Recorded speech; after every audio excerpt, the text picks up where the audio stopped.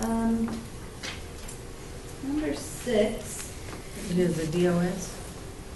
Hmm? Are you gonna do a DOS? Maybe. You look at the DOS. No, I don't. No. But those are the easiest to identify. This, put a star by. This is the one people are like, oh no, what do I do? First step in factoring. What do you have to do Determine what kind of factor it is. for that? Take out the GCF. Take out a GCF. In this problem, what's your GCF? What's common? There's an X in both of them. So you have to do that first.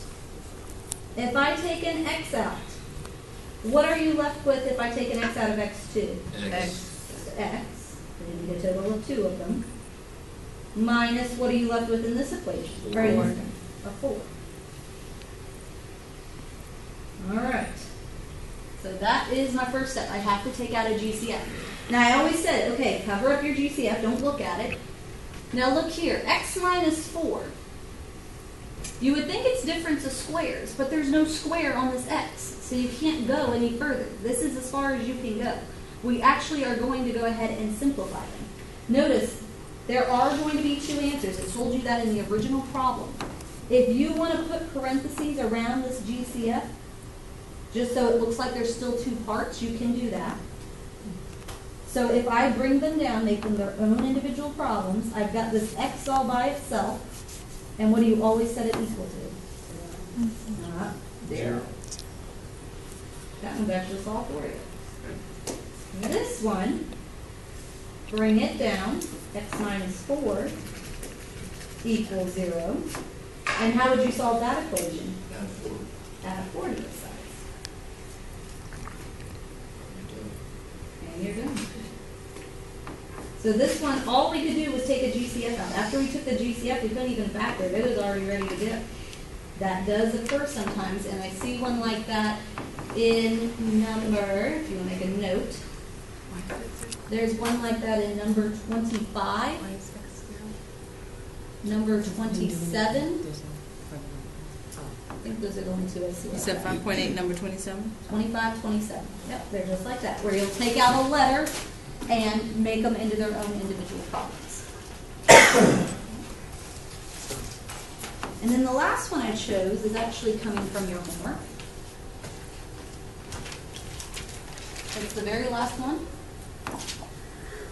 So, number 7, it's in 5.8, number 37.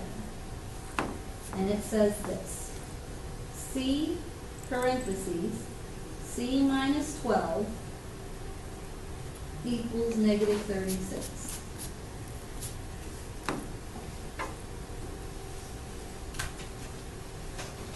Now some of you might think, oh, can't we go ahead and just make them their own individual problems? No, because is it set equal to 0 yet? No. No. So we have to do a little bit of work. We first need to get rid of those parentheses. What would you do? What's the property called? To get rid of the parentheses. Distribute? Distribute. So if I distribute, what's C and C going to give you? C squared? Good. C squared. Minus, what would the next term be? 12C. And that's still equal to negative 36. Okay. We have to have the problem set equal to 0. So how do you move the negative 36? Add 36.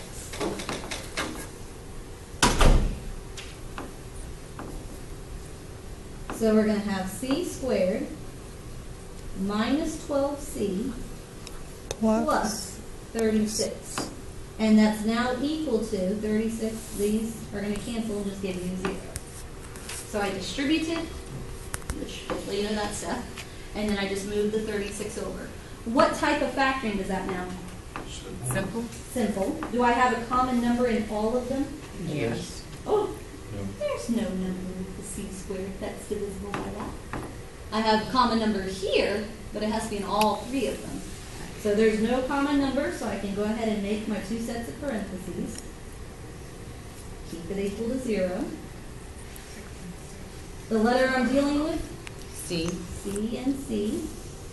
Now we got to think. two numbers that multiply to 36, but can give you 12. 6 and 6. 6 and 6. Now, do I have to add those to get to 12? Yes. They gotta be the same sign, and the 12 is telling them to be negatives. So we have now factored it, and our last step says, okay, we actually need to solve them. So you need to make them their own individual problems. Now I want you to know something. Are these the same binomials? Yes. So it's gonna be the same answer. So you really only need to write it once because they're the same. If you want to write it twice, it's no big deal. But you don't have to because it's gonna be the same thing. And how would I get that 6 to move? Positive.